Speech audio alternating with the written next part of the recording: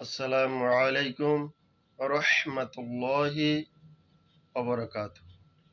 আলহামদুলিল্লাহ, মুহাম্মদ সাল্লাল্লাহু আলাইহি ওয়াসাল্লাম। আজকে আমার আলোচনার বিষয় হলো ঈমান কি। ঈমান শব্দের অর্থ হলো বিশ্বাস বা স্বীকৃতি প্রদান করা। ঈমান বাড়ে কমে। ঈমানের ৬০-এর অধিক শাখা রয়েছে।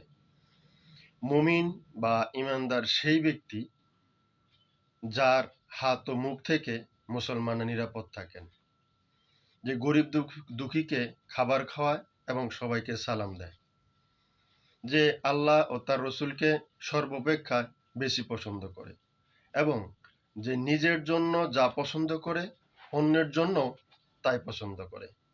ঈমান কাকে বলে? আমাদের প্রিয় নবী হযরত মুহাম্মদ সাল্লাল্লাহু আলাইহি ওয়াসাল্লাম সহিহ বুখারী শরীফের ৪৮ নম্বর হাদিসে বলেছেন, ঈমান হলো আপনি বিশ্বাস রাখবেন আল্লাহর প্রতি, তার ফেরেশতাদের প্রতি, আসমানি কিতাবসমূহের প্রতি। আপনি বিশ্বাস রাখবেন নবী রাসূলদের প্রতি, তাকদীরের ভালো মন্দের প্রতি এবং পুনরুত্থানের প্রতি। এই ৬টি বিশ্বাসের নামই হলো ঈমান। আসলে আপনার ভিতরে যে ঈমান আছে সেটা আপনি নিজেই বুঝতে পারবেন। কিভাবে? ঈমানের সাথে যে সম্পৃক্ত কালেমাগুলো রয়েছে সেগুলো যদি আপনি মানেন, বিশ্বাস করেন, সেই অনুযায়ী চলেন, তাহলে আপনি নিজেই বুঝবেন যে ঈমান আছে কি না। কালেমা কি? কালেমা শব্দের অর্থ হলো বাণী বা কথা। আল্লাহ তাআলা বলেছেন, তাই এগুলো আল্লাহ তাআলার বাণী। যেমন কালেমা তৈয়ব, লা ইলাহা ইল্লাল্লাহু মুহাম্মাদুর রাসূলুল্লাহ। এই কালেমাটা বিশ্বাস করা একজন মুসলমানের সর্বপ্রথম দায়িত্ব। এই কালেমাটা বিশ্বাস করলেন আপনি জান্নাতে যাবেন। এই কালেমাটা বিশ্বাস করলেন আপনি ঈমান আনলেন। আরবের যে কাফেরা ছিল, আবু জেহেল, আবু লাহাব, উতবা, সাইবা, এরা সব মানত আল্লাহ সৃষ্টিকর্তা, আল্লাহ খাওয়ান পড়ান। আবু জেহেল হজও করত, কিন্তু যখন হযরত মুহাম্মদ সাল্লাল্লাহু আলাইহি সাল্লাম এই কালেমার দাওয়াত দিলেন তখন তারা মানতে রাজি না। আসলে ছোট্ট একটা কালেমার ভিতরে কি আছে যে তারা মানলো না? দেখি অর্থ পড়লে বুঝতে পারি কিনা। লা ইলাহা ইল্লাল্লাহ, আল্লাহ ছাড়া কোনো ইলাহ নাই। আর হযরত মুহাম্মদ সাল্লাল্লাহু আলাইহি সাল্লাম আল্লাহর রসুল। রসুল কি? বার্তাবাহক। এখন আমাকে আপনাকে বুঝতে হবে ইলাহ কি। ইলাহ শব্দের অর্থ হলো উপাস্য। দেখেন অঙ্কের মতো মিলে যাবে। উপাস্য কি? উপাস্য মানে যার ইবাদত করি। ইবাদতের একটা শব্দ অর্থ হলো গোলামি করা। আর একজন গোলাম, দুনিয়াবি একজন গোলাম বোঝার জন্য বলছি, দুনিয়াবি একজন গোলাম কি করে?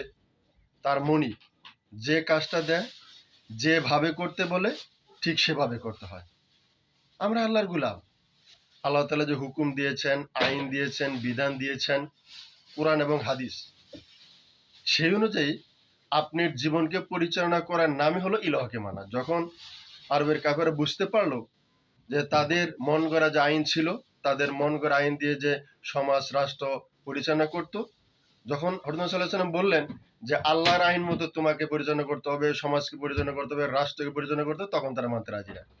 এখন আমরা কতটুকু মানি, আমাদের ঈমান কতটুকু সত্য রয়েছে সেটা আমরা নিজেরাই বুঝতে পারব। তারপর একজন মুসলমান সাক্ষ্য দেয় যে আশহাদু আল্লা ইলাহা ইল্লাল্লাহ ওয়া আশহাদু আন্না মুহাম্মাদান আবদুহু ওয়া রাসূলুহু। মানে আমি সাক্ষ্য দিচ্ছি যে আল্লাহ ছাড়া কোনো উপাস্য নাই, ইলাহ নাই বা ইবাদতের যোগ্য নাই। আর হযরত মুহাম্মদ সাল্লাল্লাহু আলাইহি সাল্লাম আল্লাহর প্রেরিত বান্দা এবং রাসূল। তার ঈমানে মুজমাল, আমানতু বিল্লাহি কামা হুয়া বিআসমাইহি ওয়া সিফাতিহি ওয়া কাবিলতু জামিআ আহকামিহি ওয়া আরকানিহি। আমানতু বিল্লাহি, আমি আল্লাহর উপর ঈমান আনলাম, তার নামসমূহের উপর, তার গুণাবলীর উপর, এবং আমি কবুল করে নিলাম, মেনে নিলাম তার যাবতীয় হুকুম ও আহকাম বা আরকান বা আহকামের প্রতি। আহকাম হলো ৯টি, আরকান হলো ওই যে আগে যে বললাম ৬টি, ওই ৬টি হলো আরকান, আর আহকাম হলো ৯টি। আমাদের প্রত্যেককে ঈমানকে বোঝায়, এই ঈমানের প্রতি জ্ঞান রাখার তৌফিক দান করুক। আমিন। আসসালামু আলাইকুম ওয়া রাহমাতুল্লাহি ওয়া বারাকাতুহু।